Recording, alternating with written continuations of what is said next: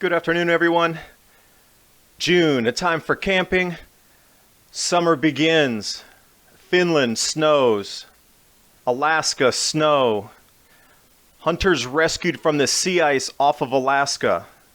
Russia snow. Upper New York State snow. Autumn temperatures still abound, and global surface temperatures down.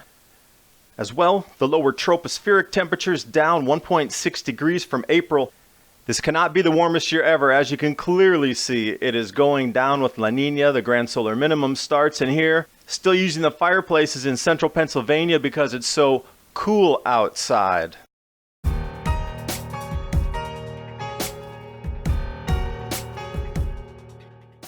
June. Picture I have in my mind. Warm beginning of summer days. Time for camping. Getting out the first hiking. But in Finland, it's snowing. Look at the region here on the map. Sweden to the west, Norway above, and then Finland right in the center there. The area where it snowed there in the red circle, Lapland. An unusual low pressure system, as you can see here on the map, pushing through. The amount of snow that it left, 4 to 6 inches. Interestingly, some graduation ceremonies are being postponed, and in the news, they're asking and telling everybody to dress warmly because it's such an unusual storm. Even their forecasters mentioned in the news releases how rare it was. Jumping over to China in Mudanjiang, and that's in the far north. You'll see that yellow box there. It's in Heilongjiang. Now, when I say Heilongjiang, this is the area where they grow wheat. At that line 45 north and above is where I've been saying crop losses globally will be in the northern hemisphere. These are going to go offline, these grow areas. China is a large wheat producing country, so if they lose that much of their wheat production, who are they going to start to ask to replace lost wheat production? Because it's going to happen in Russia, it's going to happen in Europe, it's going to happen in Canada and United States as well. Like, these areas are all going to start to lose wheat production. The news release here with the area and the story behind it showing how much snow there is. Interestingly though, this heavy fog means that those two systems were right on top of each other. Compression event with the snow coming out there. Nome, Alaska, pretty far south, way off the Arctic Circle. But the Coast Guard's out there rescuing hunters that got trapped in the sea ice. Now, these guys are pretty in tune with nature and what's going on. Yet they got trapped out in the ice floes. That shows that there's truly a lot of ice. Take a look at the sea ice on the beach as the Coast Guard chopper's landing.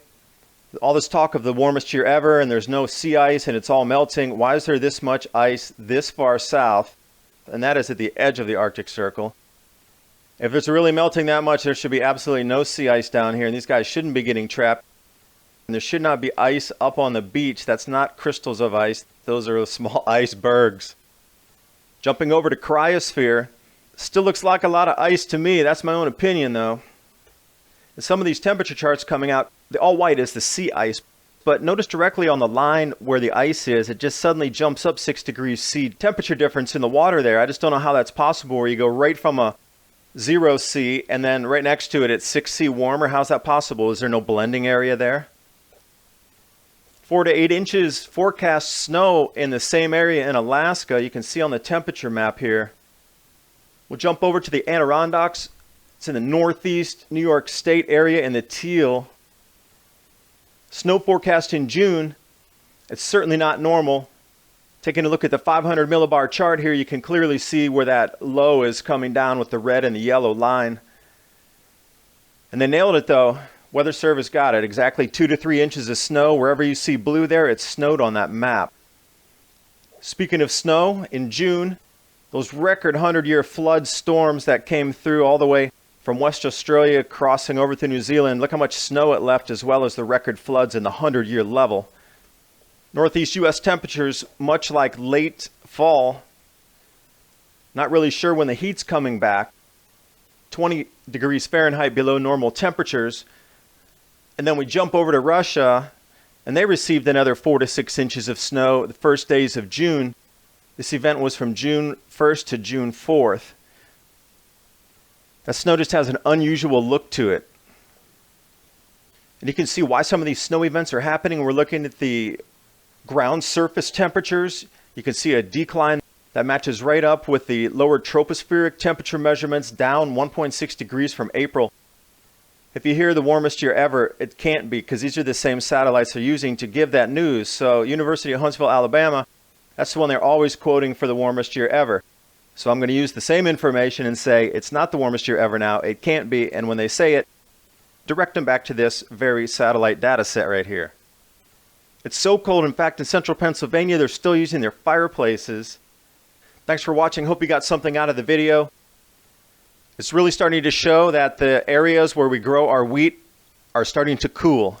This is the reason I keep talking so much about adapting growing technologies and methods so we can get through this.